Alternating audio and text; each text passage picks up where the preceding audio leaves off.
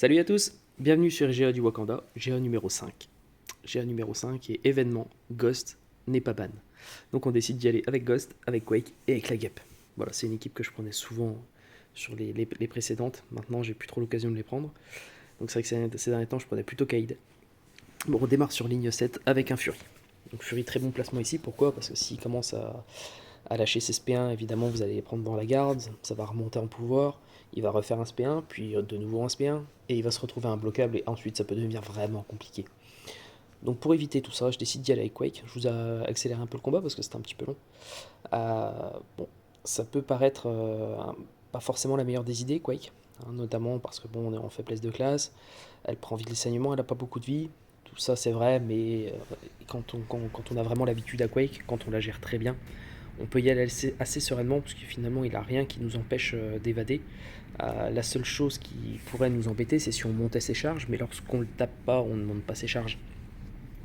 Donc voilà, il faut faire attention de ne pas trop le toucher, faire attention au timing au niveau des ondes de choc, pas lâcher un brise-garde malencontreusement qui le ferait vite monter en pouvoir. Et bon, je mets un boost invul quand même, pour éviter une catastrophe, mais de toute façon, si en deuxième vie que je me prends un combo de 5 coups, ça va annuler les 3 premiers. Les deux derniers, s'ils terminent par un light, le saignement en général nous tue d'un coup. Donc voilà, le voilà en seconde vie. Alors ça peut paraître plus compliqué pour ceux qui n'ont pas l'habitude de quaker. Finalement, c'est plus simple. C'est plus simple quand il est en seconde vie qu'en première. Alors pourquoi? Parce qu'on a uniquement à nous concentrer sur lui et plus sur nos ondes de choc. Ça fait un aspect en moins à surveiller. On surveille juste ses coups et on assure de ne pas prendre dans la garde et pas prendre non plus les coups. Et ça se termine assez facilement. Donc un combat qui ne permet aucune erreur, mais qui se fait très bien si vous la gérez vraiment. Donc voilà, je vous le conseille si vous êtes suffisamment à l'aise avec Quake. Deuxième fight, un Havoc sur borne vivifiée, donc c'est un bon placement et c'est surtout un placement qui m'empêchait aussi de prendre Cade. Si Ghost avait été ban, j'aurais bien été embêté pour faire ma team. J'avais déjà prévu de coq, mais bon, pas non plus le meilleur. Donc j'essaie d'y aller avec Ghost, pardon, et un boost SP1. L'idée c'est vraiment d'aller le plus vite possible en SP2 et de pouvoir chain les SP2 grâce au boost 150 et 8%. Donc ma Ghost est 6R3, compétence 200. C'est mon petit bébé, mais qui est de plus en plus borné, etc. On peut de moins en moins l'apprendre. Donc là, c'était vraiment un plaisir de pouvoir refaire une GA avec. Donc voilà, on commence, tout se passe au début comme prévu. Donc il va falloir terminer le combat le plus vite possible pour éviter de prendre les explosions de plasma. Donc là, on voit qu'on en a déjà une sur nous. On dext le SP2 qui est au demeurant très facile à dext. On remonte, il n'a plus que 11%, mais là, je ne sais pas pourquoi il décide d'être un peu passif. SP1, on dext le SP1, qui est assez facile à dext aussi. On a la force brute qui arrive, et là, on a une explosion de plasma juste avant de terminer le combat. Donc c'est vraiment pas de bol. On perd 27% de vie, mais c'est tout. On mettra une popo par la suite. Le combat était assuré, c'est le principal. Ensuite, on a un Morales sur le MB à droite sur Ainsi Poison. Donc je décide d'y aller avec Quake. Bon, Morales, je trouve que c'est devenu un défenseur qui est quand même vraiment plus faible que ce qu'il était avant, après son rework. C'est devenu un meilleur attaquant, mais un moins bon défenseur. Voilà, il suffit, si vous le rencontrez, de ne jamais lâcher de spé. Euh, et ça se fait très facilement, quoi. Il n'a pas beaucoup de vie, il est assez prévisible, il évade plus. Donc j'y vais avec Quake, pourquoi? Parce qu'effectivement, elle est ni immu poison, ni immu incinération. Mais si vous ne le touchez pas, vous risquez pas d'en avoir. Et Quake, le but, c'est de jamais toucher l'adversaire. Donc voilà, j'y vais sereinement, le combat va se terminer vite. Rien de compliqué, vraiment un placement donné ici.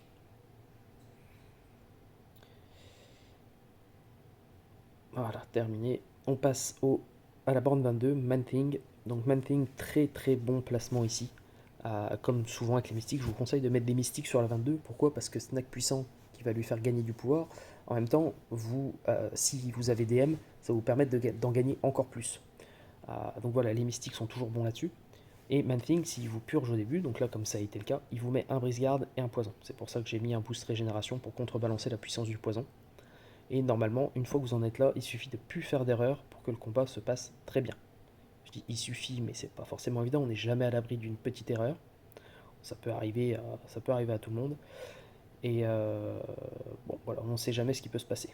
justement, on sait jamais ce qui peut se passer, et là, le drame. Je suis abasourdi, je m'attendais pas du tout à me prendre un coup, et j'ai très mal joué, là je perds le fil du combat. Je prends de plus en plus de poison, il est déjà en SP2, je sais plus trop quoi faire. Je joue mal, je panique, je joue mal et je perds.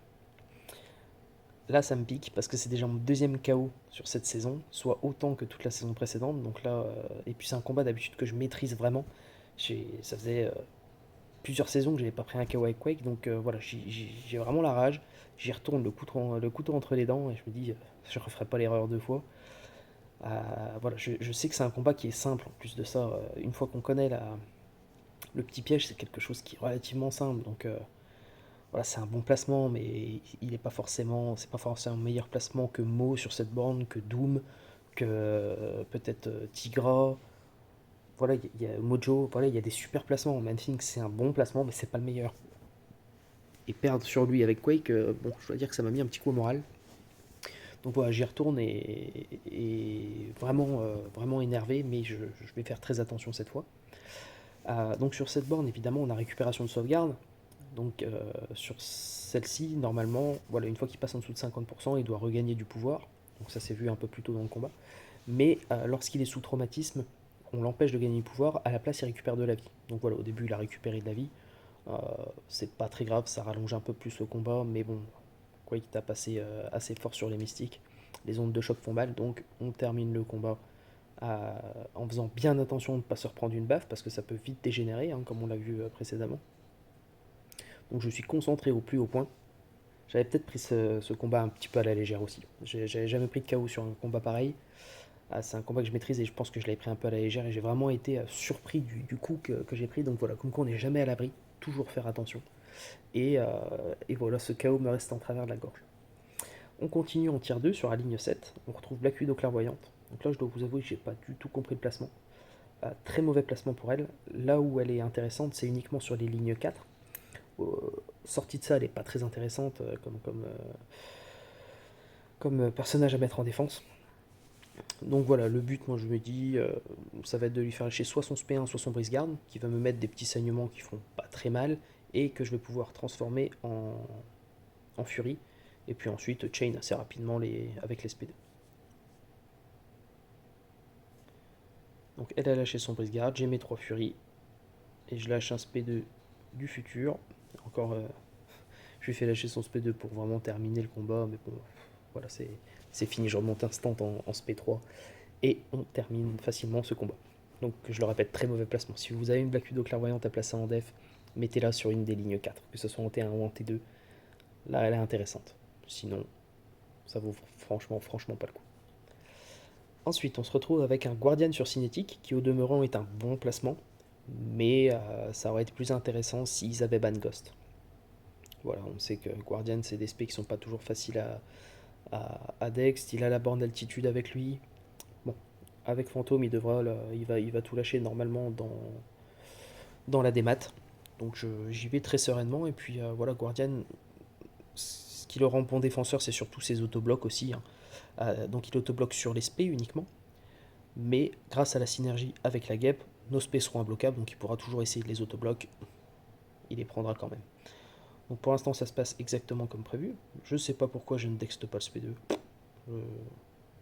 Bon, une erreur de ma part, mais c'est pas très grave en soi. Le combat est déjà presque terminé et je veux le terminer un peu trop vite. Bon, en soi, c'est pas très grave, il ne me punit pas derrière, mais il aurait pu. Donc cette fois-ci, je démat sur son SP1 et je termine avec mon SP1. Donc voilà, combat très facile. On s'est rendu très facile par le choix du personnage. Donc le placement était pas mauvais, mais il faut ban Ghost dans ces cas-là. Enfin, dernier combat, donc un Annihilus sur Rage. Donc c'est un placement que je retrouve assez régulièrement. Pourtant, je ne le comprends pas vraiment. Il pourrait être beaucoup plus embêtant, j'imagine, avec Quake de ban, mais avec Quake, on sait que ça va se faire très très bien. Donc sur cette borne, je vous conseille de mettre des personnages qui ont peu de vie. Pourquoi? Parce qu'à chaque fois que vous allez atteindre 2,5% de sa vie, donc déjà les dégâts sont capés à 2,5, et en plus de ça, il va gagner une furie. Au bout de 5 furies, il sera imbloquable. En règle générale, les persos de taille S ont pas beaucoup de vie et frappent très fort. L'intérêt, c'est de mettre ces persos-là, puisque de toute façon, que vous mettiez un Apo ou une guêpe, les dégâts seront capés à 2,5. Ça ira pas au-delà.